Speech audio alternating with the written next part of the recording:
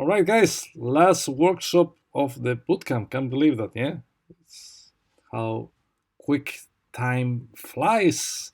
So let's talk about the future of JavaScript. You know that JavaScript is the most popular programming language so far, according to GitHub. I don't think this is gonna change in the short term, but that doesn't mean that the language itself is not gonna change. So thankfully, JavaScript now is a very active language. Every single year there is a new version, a new release, where you can find new utilities. At the end, the idea is to build more in less time. I would like to go through some of the more recent features of JavaScript. Um, I'm trying to find something, so yes, hold on with me, please. It shouldn't take long. Here you go. All right, so I'd like to present some features about the future of JavaScript. However, before going that far, so first of all, who decides the future of JavaScript? So JavaScript is based on a standard. So does anyone know the name of the uh, standard that JavaScript follows? The name of the specification of the standard? ECMAScript, correct, guys. ECMAScript. ECMAScript is the standard. So if I want to build a new web browser from scratch, yeah, essentially I want to support JavaScript, of course, right? So I need to stick to what ECMAScript says. Yeah, and ECMAScript is just essentially, uh, a PDF file, 14 megs of text. So you can imagine that's everything but a short read. But it's the way it should be, right? So this is a very long document. Please don't print it. Where you can find which features are supported by the language, so how to use map, how to use reduce, what's the fourth argument of reduce, blah blah blah. Essentially, it tells you how JavaScript works, right? How many pages that document has? I have no idea, guys. Can you scroll down? I don't know. Probably 1,000 or even more, right? 700. All right, 700. Cool. So 700 pages of reading, right? Now the question is, does anyone know who writes this document? The TC39, correct, guys. So there is a group based in Switzerland, I think in Geneva. I'm not sure about that. Somewhere in the Swiss mountains, probably not. Probably they are just in a high street in a WeWork building. But anyway, these people, they decide what is coming next, right? So they write this document essentially. They write this document. Historically speaking, they it was some sort of closed group. They had some ideas and they implement them, and that's it. However, thankfully, because JavaScript evolved so much, sorry, let me rephrase that. There were two issues, historically speaking, with JavaScript release. The first one is it wasn't open to the community. So they got some ideas and they added them to the ECMAScript document. It goes without saying that many of these ideas were great, but others were super wrong, or at least highly controversial. Can you tell me, guys, can you think about, and that's another job interview question, can you tell me an oddity about JavaScript, something that you never understood why something works in that way?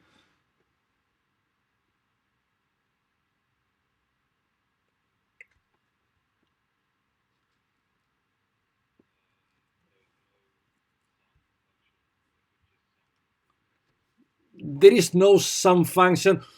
Okay, fair enough. So you're talking about missing features. All right. Okay. Well, I accept that. Yeah. I wasn't actually thinking about that. Okay, talking about missing features. So to me, it feels very odd. Yeah, of course, not having some. But for instance, how odd does it sound that we got reduce and we got reduce right? We got find, but do we have find right? No, that's an oddity to me. Yeah, that's an oddity because in many occasions I want to find, as I mentioned recently, not the first element on the list, but the last one. So find right may be useful, and you may be thinking, yeah, but you can do array.reverse.find, and it essentially that's the same. That's correct. But then why do we have reduced write? So it's about consistency. Yeah. So that's an oddity. Other type of oddities. So for instance, to me, probably the most famous one, to me at least, is create dates, right? That month start at index 0, but days start at index 1. That's an oddity. Why the hell is that? That doesn't make any sense. I'm sure there is a reason. If you can convince me, I will be more than happy. But unless anyone tells me a good reason, I mean, why days start at number 1, but months start at 0? It doesn't make sense. Anyway, but there are other, maybe not that obvious oddities. For instance, if I got an array of fruits, if it's fruits would be apple and orange. What happens, guys, if I do fruits.push banana? What will that print, guys? Who wants 1 point on the board challenge? Ebrima, an array of what?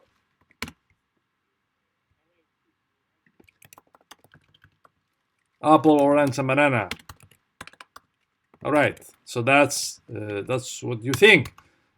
If that was the case, I probably wouldn't be presenting that problem, Ebrima. So that's what you may expect, but that's not the way it works. So look, guys, pay attention to what this algorithm returns. Number 3. Why? Can anyone tell me what the number 3 means?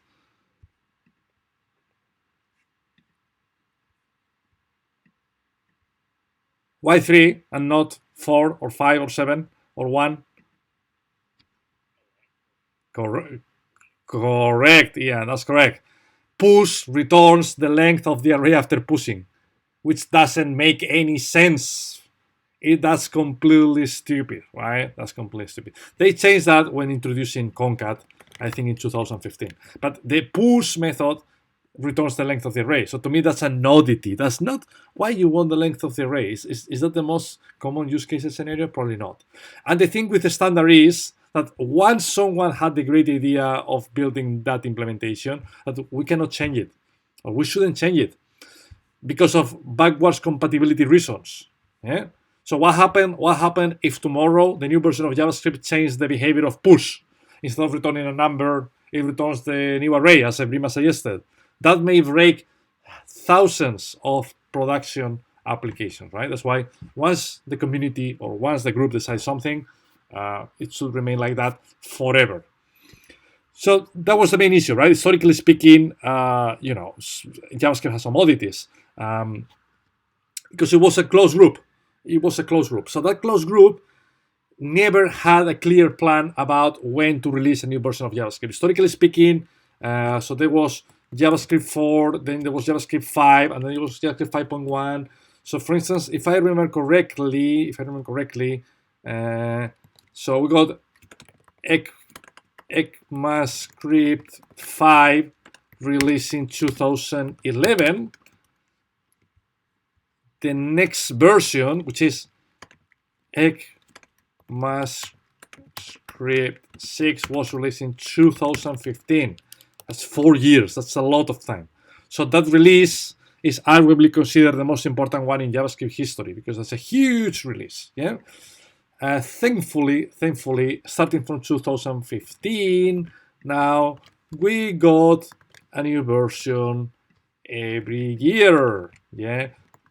8 2017, we got 9 in 2018, and we got 10 in 2019, and then we'll have ECMAScript 11 in 2020. I think, guys, they are not using the numeric version anymore. They never refer to it as ECMAScript 11. I think they've simplified that, and now it's just ECMAScript 2020, yeah, which is better. So the message is that, hey, there is a new version of ECMAScript every year, and that's great because every year there is new stuff. Yeah, that's great. And now, on top of that, it's not about the frequency of the updates; it's about the quality. And the quality comes because of the community, because now ECMAScript is an open group. So if you search on Google TC39, ECMAScript, blah, blah, blah. So essentially it's a GitHub project. You see, ECMA TC39, where anybody, guys, anybody can propose something. Anybody can submit a new idea. And then the community, obviously with the help of this group, will decide according to a series of stages which ideas are incorporated into the next version of the standard on the next year. Yeah. So there are 5 stages. I mean, I'm not going to explain how that works, but if you're curious, essentially, so you can find that. Obviously, stage 0 means, hey, I got an idea, I submitted it. Stage 1, it's been approved by some people. Stage 2 has been approved. Eventually, stage 4 means the idea has been approved, and because of that, it will be added to the language. So ECMAScript, this is an ECMAScript stage 4. I'm sure there is a list.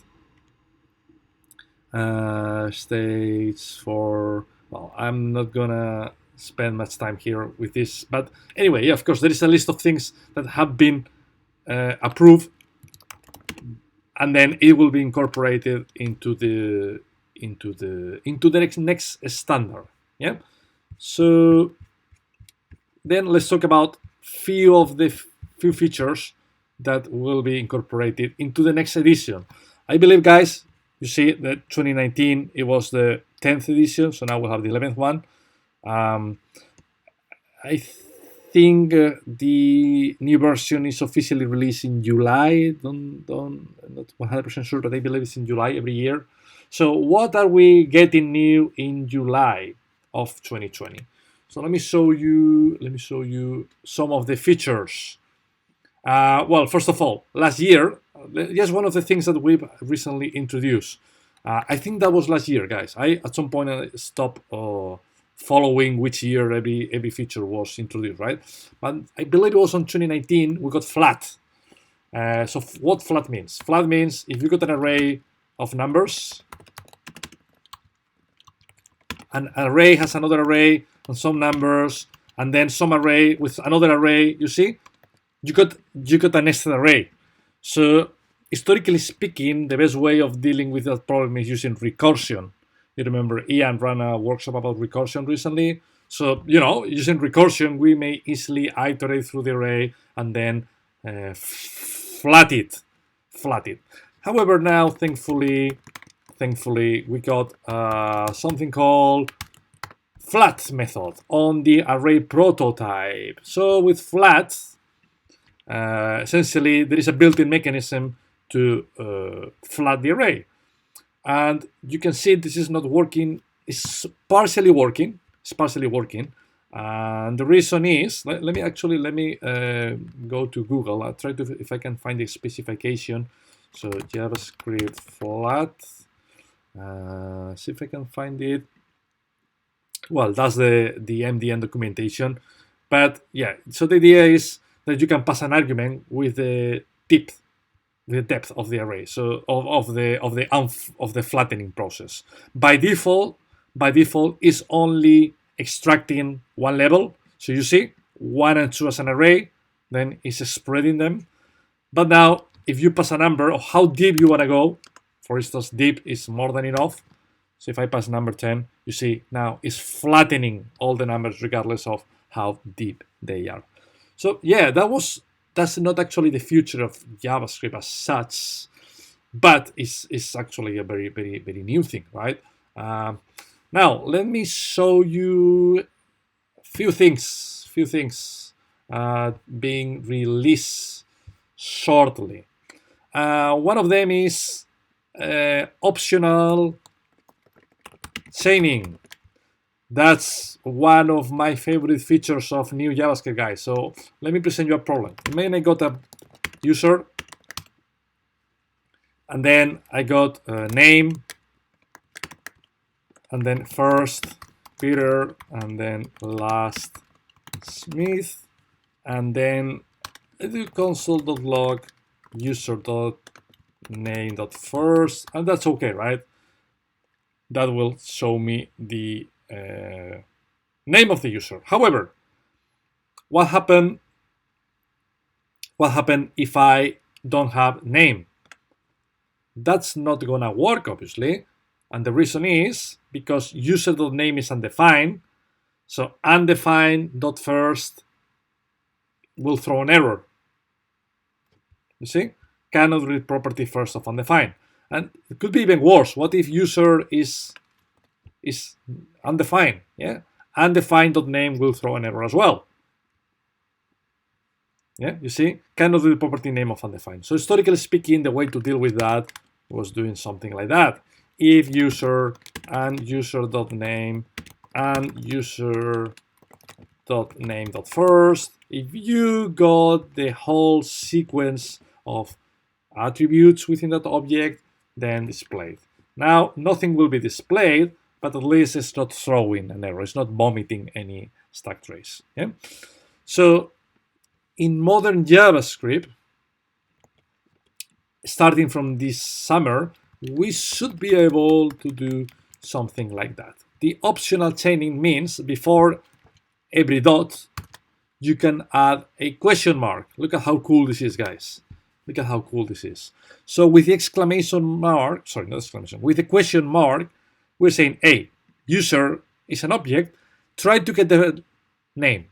But if we don't have any user, if user is undefined, just return undefined. Don't throw any error.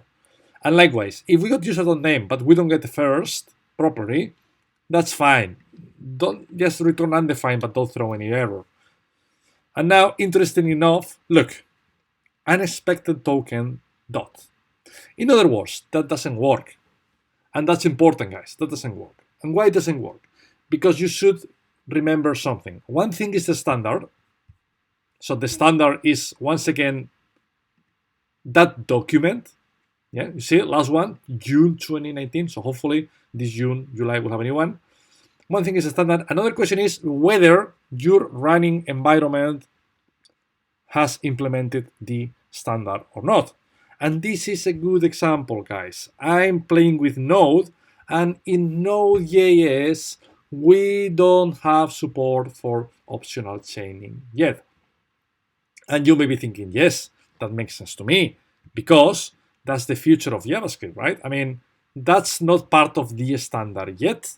That's not part of the standard yet. So why should Node.js support it? Well, let me try to do something. Let me copy that snippet. That will throw an error again, because that character doesn't make sense here. That throws an error, like what the hell are you trying to do? But now, let me open my web browser.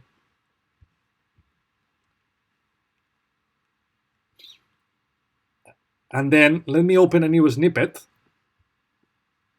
It's very slow, guys. It's slower than usual. And then let me zoom it a bit. You see, so I'm copying, pasting the same example using DevTools in Google Chrome. And if I run it, actually, yeah, we got two messages. That's a bit confusing. Let me just display it. You know, DevTools behavior is a bit special sometimes. But you see, let me run it again. So now it doesn't throw an error. It displays Peter. So it works. It works. And if I completely remove the user object, it's not going to throw an error. That's the entire point of the optional chaining character. Yeah. So the question is why it works in Google Chrome, but it doesn't work in Node? Because we got two things. First of all, we got the ECMAScript standard. But then we got different running environments. We got the web browser, and then we got Node. So all these working environments will implement the standard at some point. And this is not going to happen the exact day that the standard is released. So the browser may release the functionality before the standard is out. before or after, to be honest, and the same thing applies to Node. Node may release the feature before or after the standard is out. So you should be careful. You should be careful. You should be careful. Because having a feature in the standard doesn't mean we can use it straight away. And on the other way around, not having a feature in the standard doesn't mean we cannot use it, strictly speaking. Yeah. So sometimes these training environments, particularly the web browser, they introduce the features before the standard is released, which is nice. I appreciate that because you can start playing with it, but they tell you be careful with that. Yeah? Be careful because it's not on the standard yet. If we talk about the stage 4 functionalities, that's fine because stage 4 means they have been approved and everything. So it's just a matter of time. We just need to wait, but you can use them. But sometimes the browsers, because they want to play experimental features and stuff like that, they support stage 3, stage 2. You should be very careful, guys, playing with these features because they may change. Imagine that you add the new features to JavaScript and it's been approved on the first stage, on the second stage, but then on stage number 3, the reviewers suggest some change on the API, whatever. So if you were using that feature in production already here, then it's likely to break once the browser updates to the new implementation. So you have to be careful. How do you know if a feature is supported in a different working environment?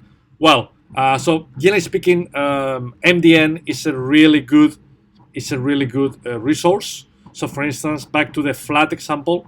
So when you check the documentation on Mozilla MDN, at the bottom they tell you the compatibility level. So it's really good because that gives you an overview about which browsers support that new feature. Talking about Node, there is that website node.green that shows you a huge matrix with all the JavaScript features, and that tell you whether they are supported or not. You can see the optional chain operator I described. You see, it's not supported at all. It's not supported at all by Node. I guess it's just a matter of time that they will introduce it, but that's why we cannot use it. We cannot use it today, regardless of how new the version is. Any questions, guys?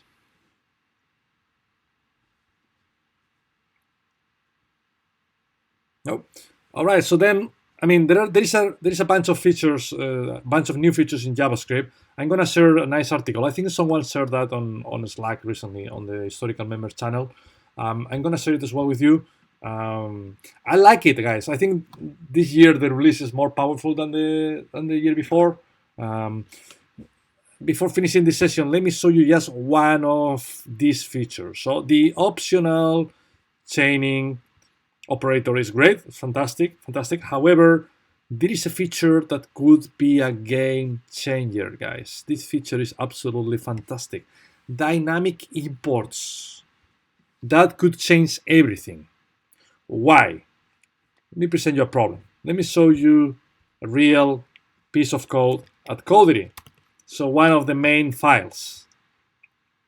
So this is the Codery project, and this is the main routing file.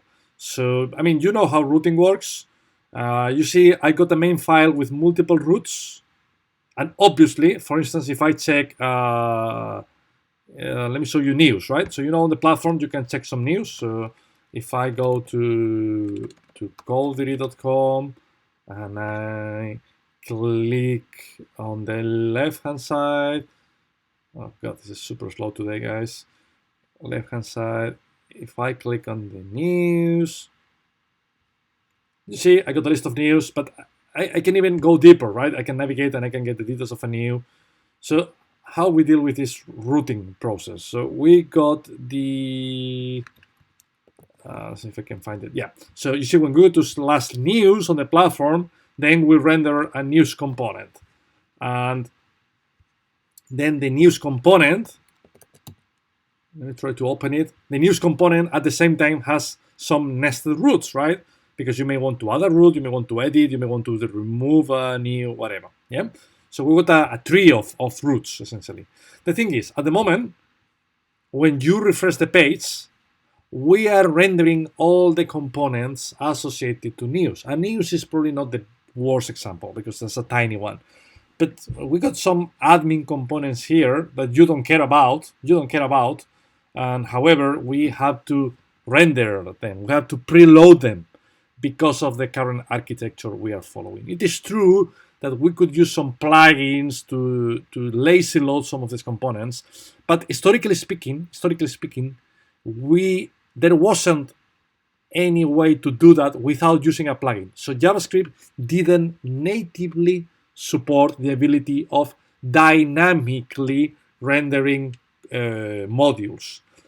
That's the reason why that dynamic import is absolutely fabulous, because with the dynamic import, in theory, we'll be able to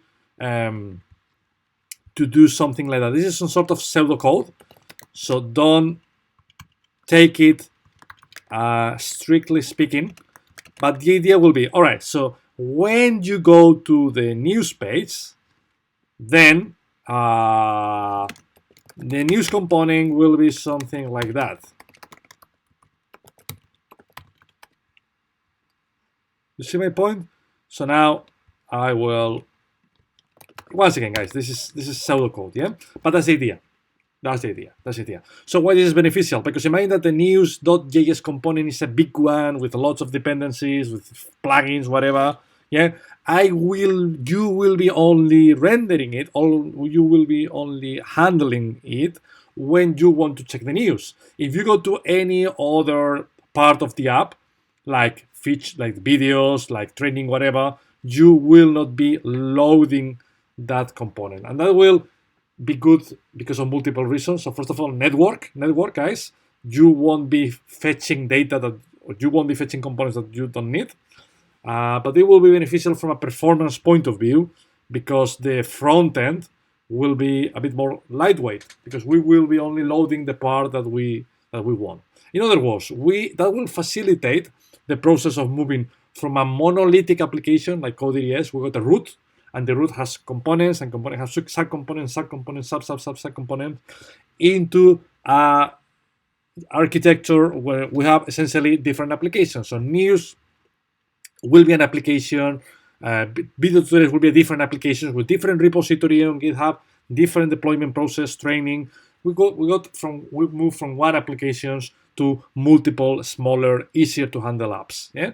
Once again, this is actually possible today using some Webpack utilities, but it's interesting that by the first time, JavaScript is theoretically gonna support that natively, and that's great.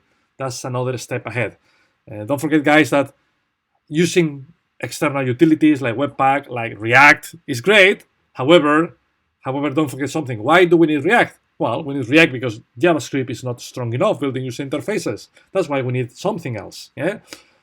Hopefully one day we'll be smart enough to deal with user interfaces without React. Yeah. And at that time we won't need React anymore. But until then we still need some dependencies to build applications. Guys, so from my side that was pretty much it. So do you have any questions? Any final thoughts?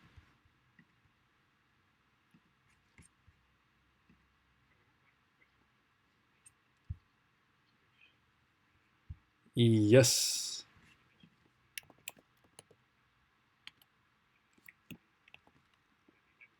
Yeah.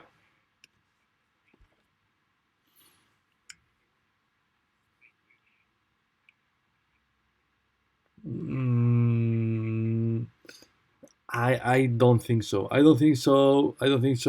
Based on some sort of retrocompatibility reasons. Yeah? If something is wrong, should remain wrong forever because at least it's consistent. It's predictable. No, I don't think so. I mean, let's think of a different example. Imagine that you are supporting two browsers. You're supporting Chrome and you're supporting Internet Explorer, right? What happens if they change the specification and Chrome adapts, but Internet Explorer doesn't adapt to the new specification, right? Because not because Internet Explorer doesn't want to adapt, but because Internet Explorer don't offer automatic upgrades. So if any customer is using an old version of IE, will be still using the older specification. I don't know. That's a bit controversial then. But generally speaking, I don't really think they change, at least the features. Other question is weird, strange behaviors. So for instance, you remember that what presentation I showed you a few weeks ago, where the guy was trying to deal with weird use cases scenarios, like adding arrays, adding objects. I mean, that's a bit strange, and I'm not sure if this type of things get changed. So, for instance, you see on the presentation they did, I believe that a number plus an array or an object that used to return a different thing. But once again, I don't really think that's because the specification has changed. I think that's because the interpreter, the running environment, in this particular case is Node, has changed the way it deals with that scenario, because probably the ECMAScript standard, even though it's a 700-page document, it's not covering everything. Probably the document is not telling you what happened when you add a number plus an object. What happened if you subtract an object minus a number? What's that going to return? I have no idea. Not the number. Okay, but maybe if I run this in Chrome, it will return an error or an empty object. I have no idea. So the standard doesn't cover everything. However, if something is covered by the standard, I don't think this is going to change at all. Yeah. Cheers. Thank you, Dan. Anything else, guys?